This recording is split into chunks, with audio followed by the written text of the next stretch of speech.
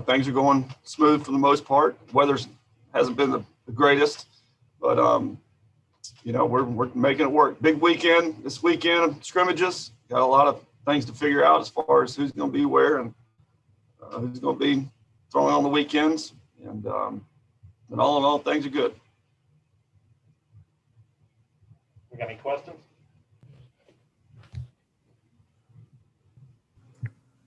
You mentioned, I guess, figuring out who's going to be throwing in the weekend. I guess how many guys do you kind of have that group down to now that you're picking from who's going to be those opening weekend starters? It's still those 7 that we were building up. And, again, like I said, last time we talked, it's a lot easier to back them down than it is to speed them up, build them up. So, that's what these 3, big 9-inning scrimmages this weekend starting today, it's going to tell us. And the only thing I'm willing to disclose when it comes to, is Parker Messick being somewhere in the, top 3. And again, I want to see guys see if they can hold their velocity and, into the later innings. And this is the last chance for that to happen. Obviously, you're building them up. And so these guys will be going 65, 70 pitches. Do you have somebody in mind as a closer, or do you think you might end up using multiple players as closers?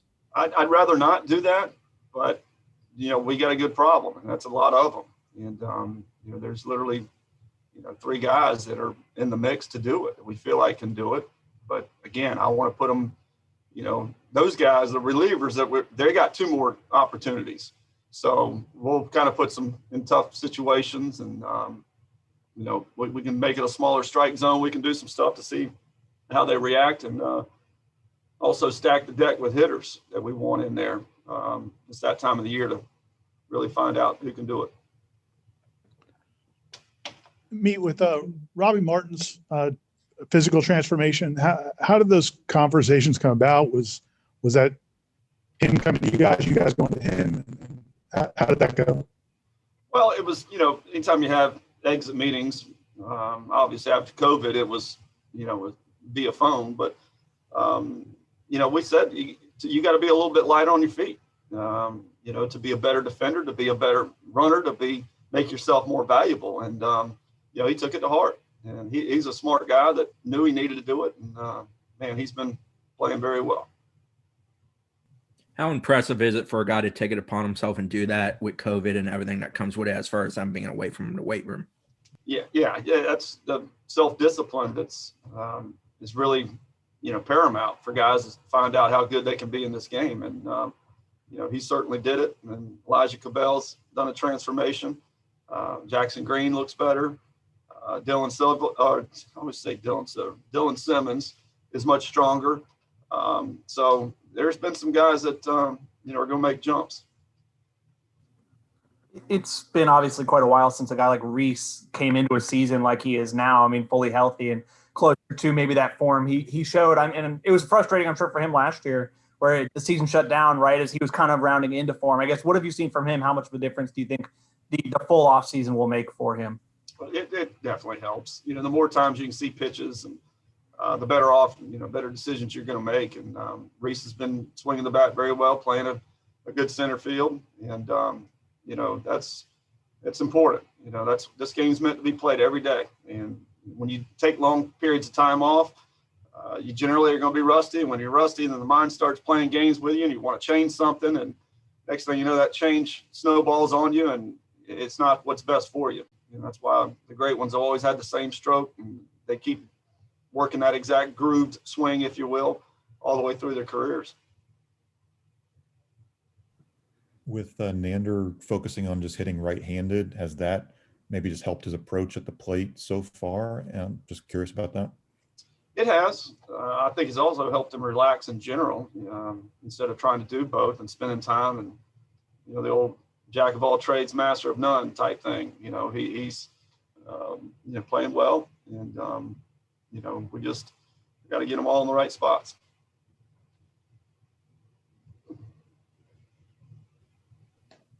Was there anything as you looked back? You had a lot of time to look back at your short first season. Was there anything when you look back at it that you changed in terms of your preparation for this season that maybe you realized quickly you wanted to do a little differently? Well, there's some of the times that like you said, we had plenty of time to do nothing. So I looked a lot, watched every game over and over. And there's some times, I'm second guessing myself. We should have run there. Or we shouldn't have run there. Just pitching changes when, should have, should not have, stuff like that. You're always, self-scouting yourself. The biggest thing this year is to get them in shape. They're just flat out of shape. Kind of got everybody out of shape, but we've been spending a lot more time on that. With you saying that Matt Nelson was pretty much the only guy that had something cemented in terms of like a field position player, what's kind of the psyche of a team, I guess, when there's so much competition and there's the uncertainty of not knowing where you're going to play? Is it better that they're having to compete and earn these things, or is it kind of weighing them down to not know where they're going to wind up when the season really, when the rubber meets the road? Yeah, I don't think, I think they understand that competition makes us all better. And they know, well, that's kind of one of the staples of the program is nothing's going to be handed to you. You've got to earn it. And, Reese is going to be out there. Robbie Martin will be out there. Elijah Cabell, he's got a bad hamstring right now, but he'll be out there. Nelly behind the plate. But those infield positions are all wide open. And, again, it's made some guys a lot better. Nate, how did you end up with a roster that had over half of them are pitchers? Well, just that shortened draft. You think about a Connor Grady and Kwiatkowski and, all the guys that came back. I mean, Chase Haney, there's tons of them. And then, the Carson Montgomerys wouldn't have shown up, but it's weird, but makes for scrimmages to take a lot longer. But, it's a very, very talented pitching staff. And yes, there are a lot of them. Do you think that'll be the case maybe across college baseball where you're going to see better arms than maybe in past years?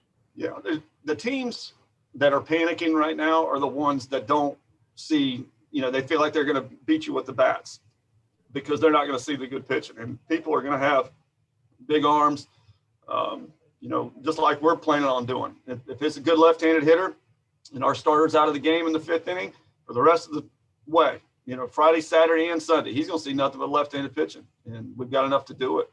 And it's going to be the same thing that our guys are faced with.